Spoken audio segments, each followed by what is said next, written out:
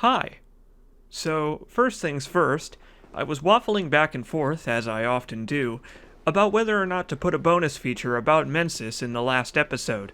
There will be one in this episode because of some really important stuff that happens, but there wasn't enough of said important stuff in the previous one, hence the waffling. I couldn't decide if I wanted to wait and explain Mikolash and his whole deal in the same breath as the rest of the Mensis stuff in this episode, or go ahead and lay it out for you right away.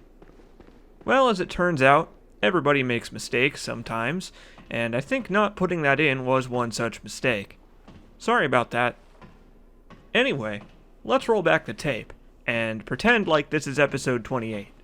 We've just defeated Mikolash, and I wished you adieu, and the screen fades to black, when suddenly a bonus feature appears. And action! What's that, I hear you ask? What is any of this nonsense? Why are we in the nightmare again, and why are there spiders? All very good questions, and I know the answer to at least two of them. Over the course of the Let's Play, we've been occasionally coming across this fabled Mensis ritual, and we still don't really know what it was actually for yet, but we can at least surmise what effects it had on the hopeful students. Specifically, they became spiders. And that's not a joke. Remember how we briefly encountered Patches and he was a spider? Well, that horrible transformation was just one of the misadventures that befell the Mensis scholars when they completed their ritual. Like the Bergenworth scholars, the church, the choir, the Mensis school had its own method of contacting the Great Ones.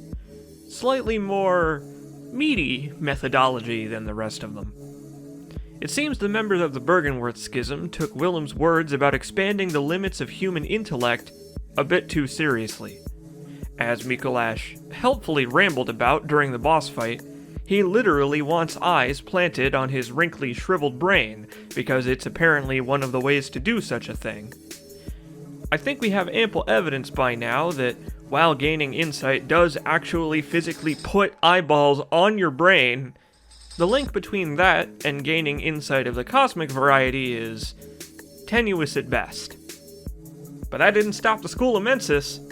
Sometime between us defeating Ram and waking up in Yahar Ghul, they finally enacted the ritual we've been hearing so much about. Beforehand, they were blocked by the anti-Cthulhu veil that Ram was casting over Yarnum, but poor Jill was kinda suckered into helping them by having no other way forward. Using Mikolash as the host for the new realm they willed to create in the Nightmare Plane, although that part was possibly an accident, the scholars gathered around and pooled all their worldly thoughts together. They took an umbilical cord and, like Gehrman, reached out to the stars. Unsurprisingly, it didn't really work out for them. Whoever, or whatever they contacted, was seriously pissed off, for reasons we may yet find out, and hardly any of them survived. The supposed stillbirth of their brains resulted, according to an item we'll pick up later, and anyone who made it to the other side went insane, became a spider, or turned into a mindless puppet. Except for one howler we know and tolerate. Our buddy Mikolash was brought into the nightmare with the Mensis school mostly unscathed. His brain is probably mush by now, and therefore he seems to sincerely think the ritual was a success instead of an overwhelmingly smelly failure soup. There really isn't much to say about the guy that I didn't say while we were chasing him around in the last episode. I mean this episode, since this is still episode 28. Mikolash rambles on and on about Kaz, although he's actually talking about Ebrietas, whose name was changed from Kaz to what it is now sometime during development, hence his usage of Ebrietas' powers. It's hard to make any sense of what he's saying, and that's probably intentional. He's just a raving loony stuck in an empty asylum now. The choir has been here, presumably to check out the sorry state of the place, hence this choir spy whose name is Edgar, who I ran away from in my attempts to escape Spiderville. But other than that, he's all alone here. But regardless of the ritual's utter failure, perhaps the final piece of the puzzle lies in whatever they did end up contacting. In this episode, I mean the next episode, we'll find out just what it was they came across and how it's going to change everything we think we know.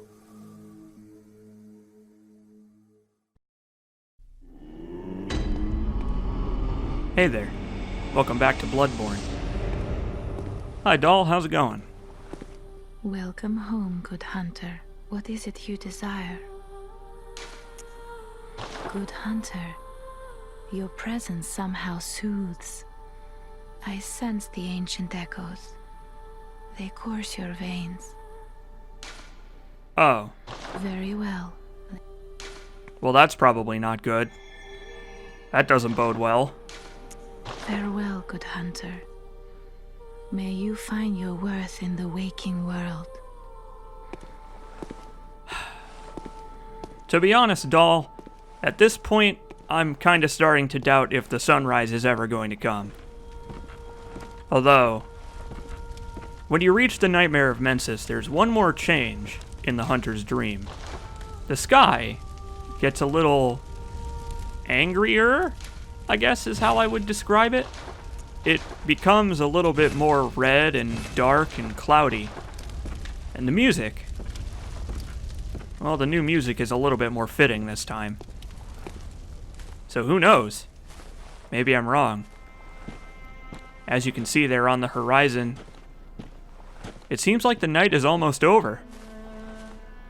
At the end of the last episode, I said that we were going to finally discover the secret behind the Mensis ritual, and perhaps the reason for the hunt itself. The nightmare, the transformations into beasts, and more importantly, that moon that seems to be getting closer and closer with every passing area. By killing Rom and lifting the veil, we unleashed the nightmare on Yharnam ourselves. Or at least allowed it, easy access pass. Don't have to go through the turnstile anymore. And so I feel some kind of duty to end it. Because we're the only one left who really can.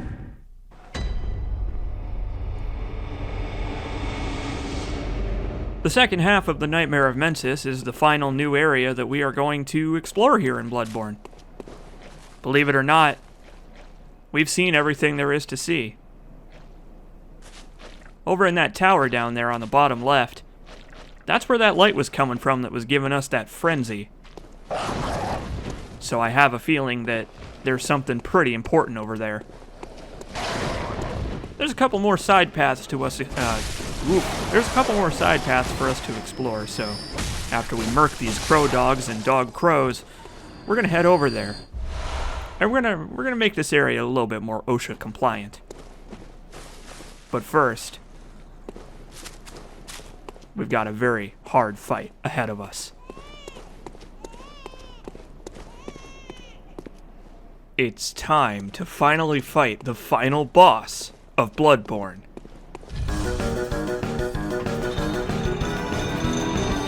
It's this elevator.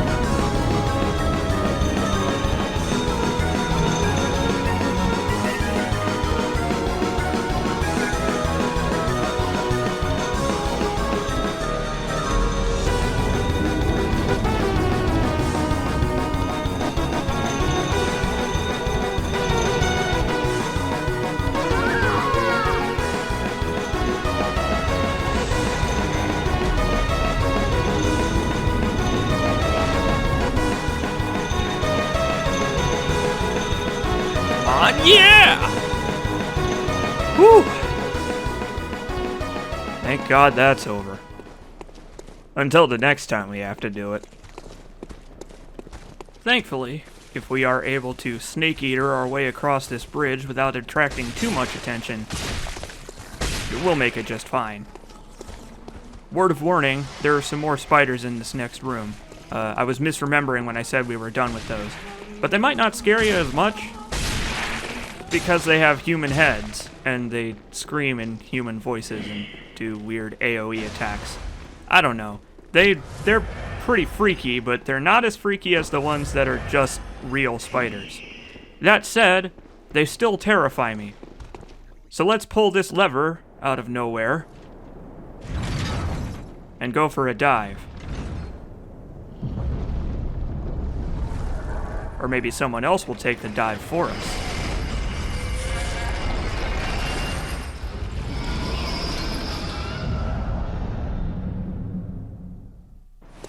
See ya, suckers!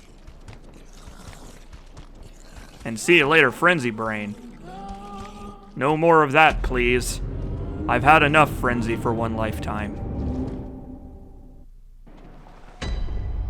And I've had enough spiders for one lifetime, too. There is some further dropping down you can do in order to get the final Hunter's Tool, a healing bell, which casts an AoE heal for a couple of bullets, which means that finally we can heal using bullets, meaning basically carrying around the maximum amount of bullets and blood vials doubles your healing supply. So that's kind of cool. But you have to fight a hell of a lot of human spider horrible thingies, kind of reminiscent of Patches a little bit. Which I guess implies that Patches in this universe was a Mensis scholar, which explains the obsession with the arcane and worshipping Cthulhu's and all that stuff. Anyway, you have to fight a lot more spiders in order to get it, and there's no real way out of that area unless you also drop the brain, which attracts more spiders to your position.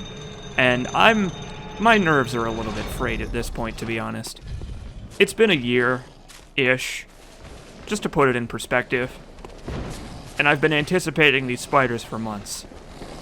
So no more of that. No more spiders. No more nightmares. No more fear. We need to embrace our curiosity. And once you drop the brain, it had to land somewhere. So now that there are no spiders over here, let's explore this area. Because a new elevator has opened up to us that's going to take us very, very far away from here.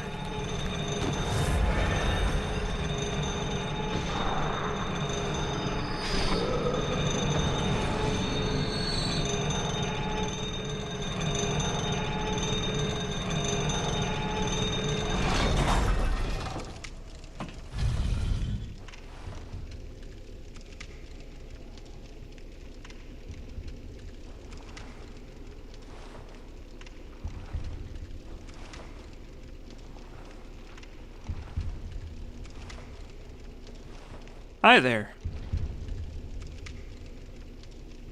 I don't think this thing speaks English, so let's try speaking its language instead. And see what happens.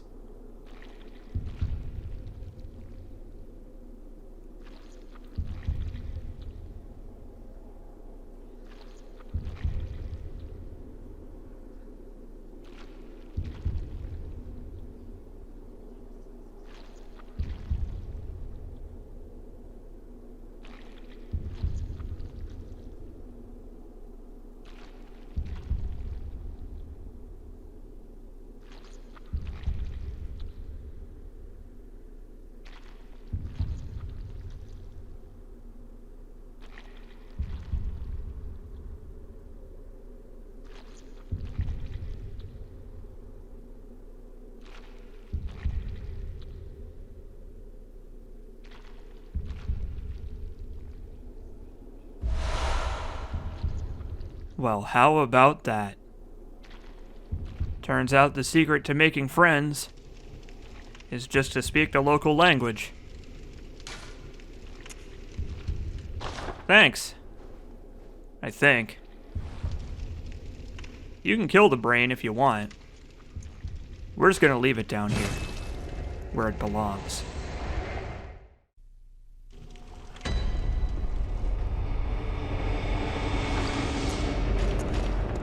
The brain is a very strange thing. I don't know why it ends up in the bottom of a pitch black pit pocket dimension thing, or why you can take an elevator to get there, but okay. And hey, look, our friends the Shadows of Yharnam are back. Great. And now they're just standard enemies, which I guess speaks to how much more powerful Jill has become, what with the whole ancient echoes coursing through her veins thing and all that. I suppose the doll saying that is meant to symbolize that we've come a long, long way. Whatever has happened to Jill over the course of this journey, Jill has become more than human. So even if the sunrise does come, even if we find the source of the nightmare and stop it, end the hunt, stop the transformations into beasts, unfortunately for Jill, I think it might be a little bit too late. You can't turn back the clock on the things Jill has seen, the enemies we've fought, the Cthulhus we've unleashed on the world, and the fists we've shoved into pig anuses. But who knows? Maybe therapy exists in the Bloodborne universe. Maybe Jill can overcome even this. She's overcome a lot so far, that's for sure.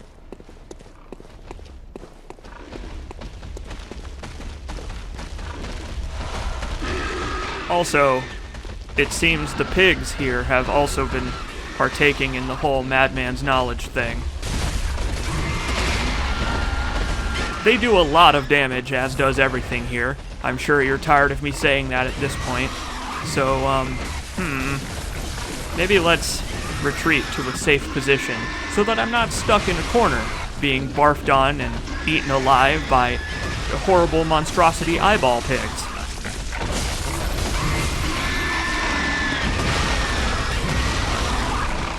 Hell of a way to end this area, though. That's for sure.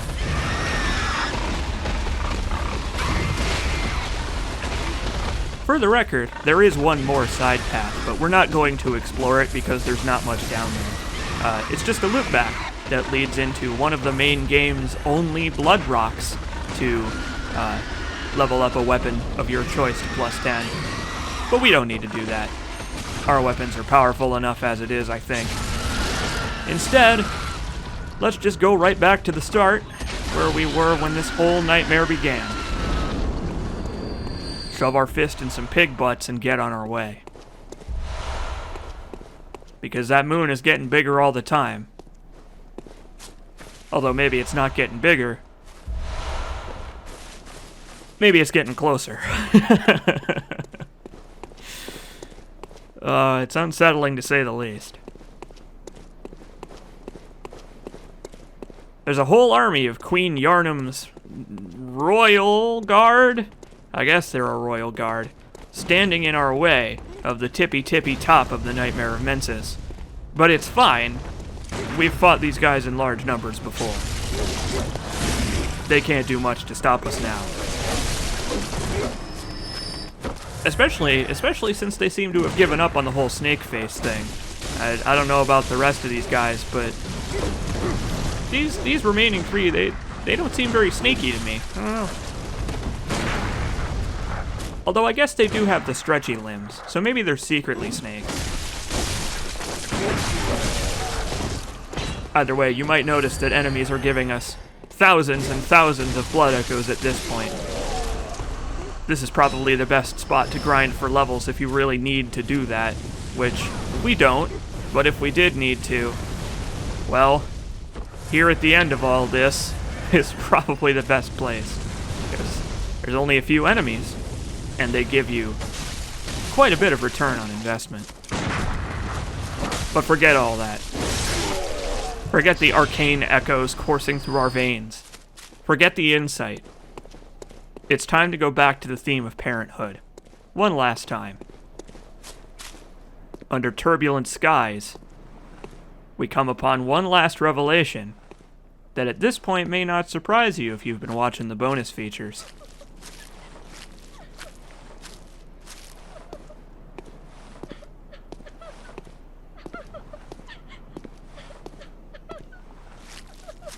It's Queen Yarnum. Or at least, some kind of specter of Queen Yarnum.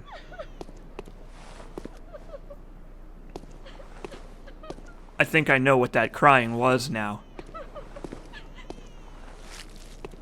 You see, the Mensis ritual was meant to contact Great Ones and harness their power to do something, to gain arcane knowledge and surpass the chains of humanity.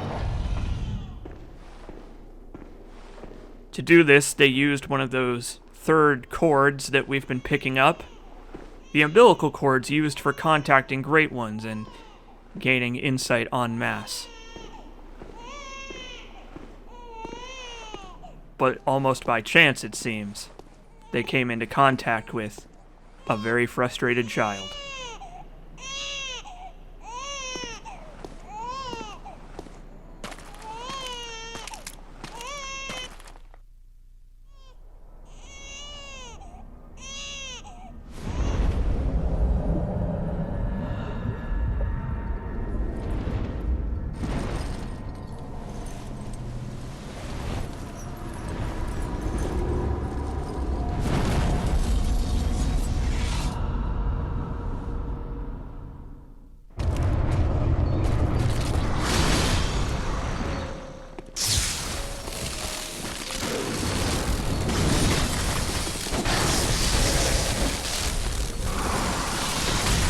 So, we are faced with a very uncomfortable decision now. Murgo's Wet Nurse is the second to last boss of Bloodborne. As it turns out, the whole Nightmare Newborn thing was being entirely literal, because Murgo is the child of Queen Yarnum, and it's very, very cranky.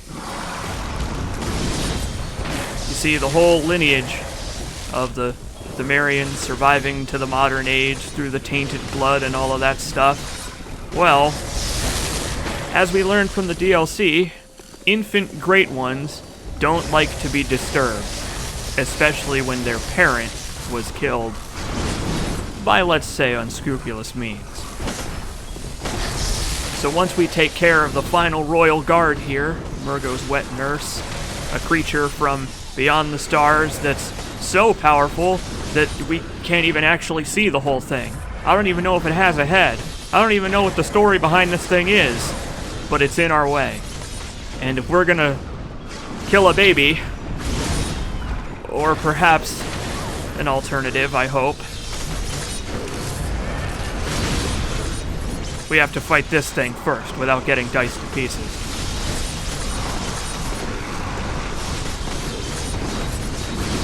Yes, it turns out that one of the most powerful creatures in Bloodborne is a literal infant. That's pretty much the end of it. A lot of what you're seeing here, the meddling of the Mensis scholars, the result of the Mensis ritual, the true host and creator of the nightmare planes that we now inhabit, is a literal baby.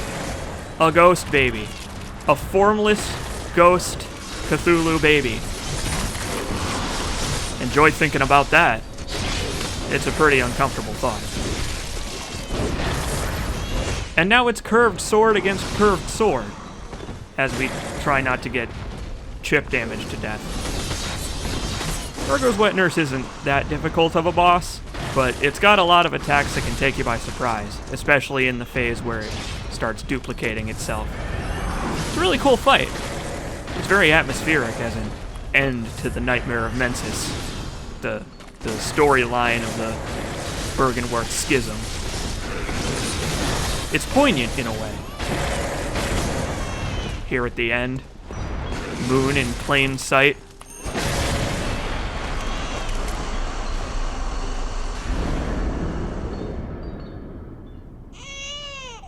But maybe I don't feel like killing a child.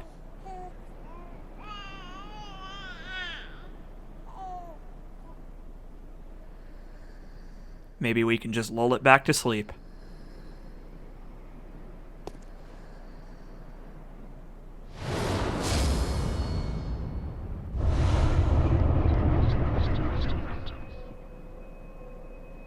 And our reward is another third of an umbilical cord. So ends the harrowing cry of the nightmare newborn. At least for now. Before we leave this horrible place, let's head back outside. And let's let Queen Yarnum know how it went. She suffered a bad rap, Queen Yarnum, seeing the destruction of her people, the tainted blood spread around to further generations, the destruction of civilization after civilization, the cost of conspiring with great ones, of the liaison that they experienced together so very, very long ago beneath the streets of Yarnum.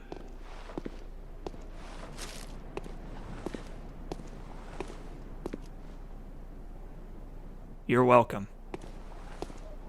It's the least I could do.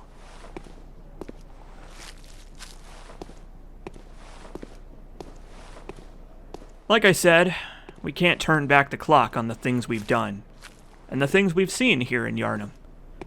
Yarnum has changed forever, and we still haven't stopped the hunt.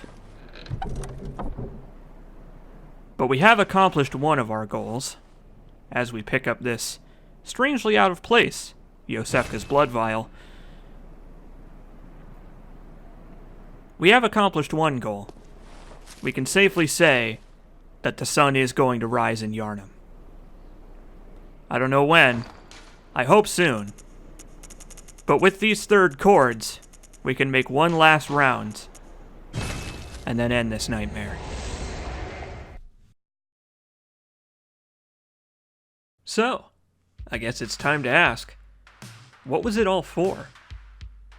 I think that's a pretty popular question around Yarnum these days. What was the point of all the bloodshed and madness, the sacrifices and prayer alike to be found throughout this rotten city? Yarnum may seem lost now, even with our quest over, but as we've thoroughly discussed thus far, it was already lost the moment the Bergenworth Schism sent the scholars to town. It's been nearly 30 videos of talking about lore and excitement in greater detail than anyone else on the internet, but we still haven't gotten an answer to the most important question. Why? Our contract states that we have to find the source of the outbreaks, the cause of the hunt, and stop it before the night goes on forever. But how can we stop something that's so intravenous in Yarnum, and its people too, in more ways than one?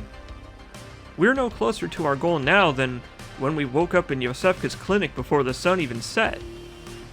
We've put entire organizations out of business, stopped numerous crimes against humanity, and meddled in dealings beyond anyone's understanding, including that of the people who initiated them on occasion. Of late, people have been telling us that the night will be ending soon, but what evidence do we have to support that? No matter what we do, the infected blood will continue to spread and turn people into fuzzy wolf people, or worse, just like the hunt before this one, and the one before that, and so on, for decades.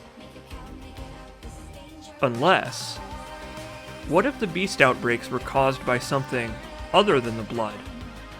So far, we've been acting under the assumption that the blood itself is transformative, but as of the DLC, it's been revealed that that's not entirely true. As I mentioned back then, the old blood is inert until it's introduced to a host. Whatever it is, wherever it truly came from, it does nothing on its own. The Thumerians prospered thanks to the advancements in their intellect caused by imbibing the blood, but remember that they had help. The Great Ones themselves, entities like Ebrietas, were present and accounted for even back then. Their influence can be seen in every facet of Yarnum's construction. Statues, cathedrals, geographical locations, holy relics, and even the very history of its people can be owed to the influence of the Great Ones. And of course I say what if, but that's mostly for effect. We know it's not so simple as blood with a virus turning people into werewolves. Something is playing the long game here.